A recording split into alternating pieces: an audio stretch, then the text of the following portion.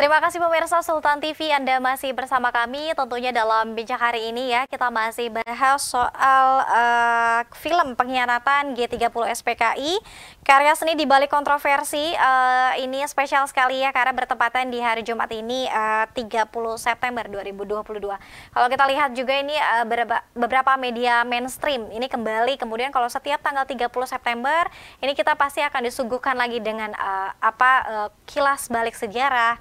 Kemudian juga ini mungkin masih juga ada yang menayangkan film pengkhianatan G30 SPKI. Saya masih ditemani Mas Jiwo. Ya, kita masih ditemani Mas Raden Jiwo Kusumo selaku sutradara film Zere ya. Oke, kita masih bahas Mas. Kalau tadi plot dan penokohannya yang luar biasa sekali. Kalau kita lihat teknik pengambilan gambarnya nih Mas seperti apa, dan juga sinematografi yang dibangun dari film pengkhianatan ini seperti apa ketika itu? Apakah sudah cukup modern Mas? Dari sinematografi sangat keren sekali Mbak. Di zaman itu mungkin sudah sangat update banget ya, sangat modern waktu itu ya. Dan menurut saya shot-shot yang digunakan waktu itu sinematografinya mungkin Pak Hasan Basri, dan ketika dia menata gambar itu ada nyawanya ya. Dan shot-shot itu masih bisa dipakai saat ini, masih sangat relevan sekali. Gitu. Shot-shot undercut sinematografinya masih bisa saat ini masih sangat relevan sekali. Semestinya mungkin seperti saya dan teman-teman saat ini masih sangat relevan untuk menjadikan film itu sebagai referensi yang bagus. Oke, dari sisi filmnya Mas, mulai dari plotnya, penokohannya, kemudian juga tadi alur dan juga teknik pengambilan gambar, apa sih yang kemudian bisa diambil oleh para sineas muda? Apakah film ini juga cukup untuk kemudian jadikan referensi pembuatan film? Oh ya, menurut saya sangat masih bisa sekali untuk jadi referensi pembuatan film Mbak. Ya. Karena shot yang waktu itu sudah sangat keren, dan saat ini juga nggak hilang kerennya itu. Masih bisa dijadikan satu referensi yang baik untuk generasi kami seperti ini. Ya. Begitu. Baik, terlepas dari kontroversi, Mas Jiwo sendiri melihat film ini apakah cukup layak tadi seperti kita singgung di segmen sebelumnya mendapatkan penghargaan, Mas? Ya, sangat layak sekali. Sangat layak sekali. Sangat layak sekali. Oke ya. Dari durasi yang cukup panjang tersebut, ini ada mungkin kalau kita lihat mungkin dibandingkan dengan film lainnya misalnya, apakah kemudian ada Mas celah yang kemudian membuat kita merasa bosan, atau seperti apa sih film ini?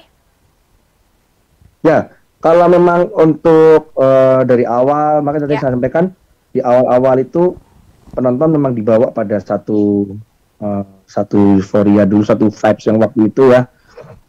Ada sedikit kondisi sosial masyarakat di tahun itu memang sangat panjang. Kalau memang tidak menikmati akan sangat bosan mungkin gitu kan, karena sangat panjang sekali.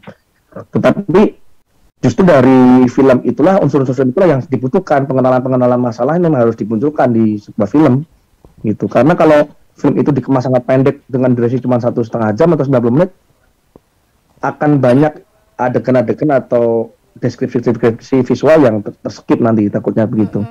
Ya, memang itu alurnya memang udah oke pokoknya. Ya, baik.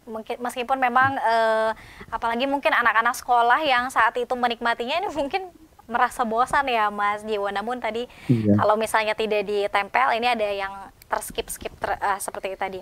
Nah, ada kemudian wacana film ini akan di remake. Kalau Mas Jiwo sendiri, apakah cukup setuju ketika film ini kembali dibuat, atau seperti apa? Kalau saya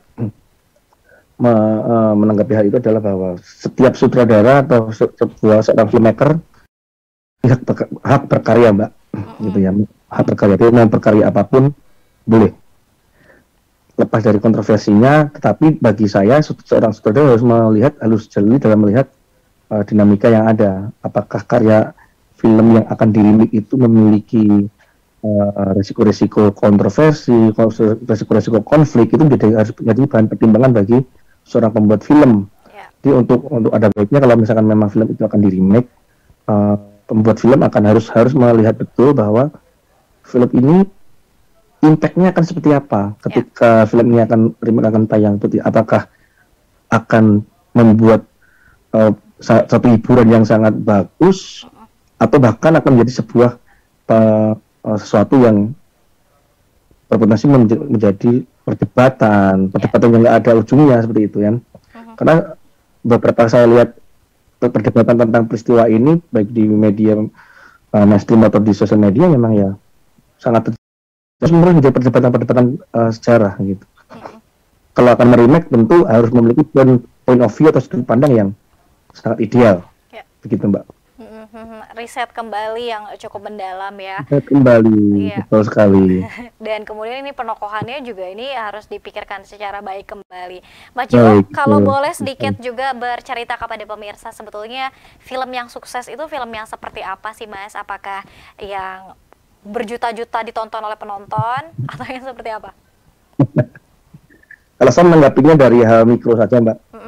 Film yang sukses adalah film yang mampu memberikan pesan bagi para penonton dan penonton mampu menangkap pesan itu, begitu. Dan film G30 adalah film yang sangat sukses sekali. Film yang mampu memberikan message waktu itu yang mampu bisa diterima dan penonton juga mengambil banyak pelajaran dari film itu. Itu untuk saya film sukses Mbak. Idealnya Mas, penggarapan film butuh waktu berapa lama? Gimana Mbak? Idealnya untuk penggarapan film sendiri ini butuh waktu berapa lama Mas? Atau mungkin tergantung filmnya masing-masing? Iya, tergantung filmnya masing-masing. Semuanya tergantung kembali pada konsep Mbak. Ya. Kalau konsep memang membutuhkan riset yang harus panjang, ya kan?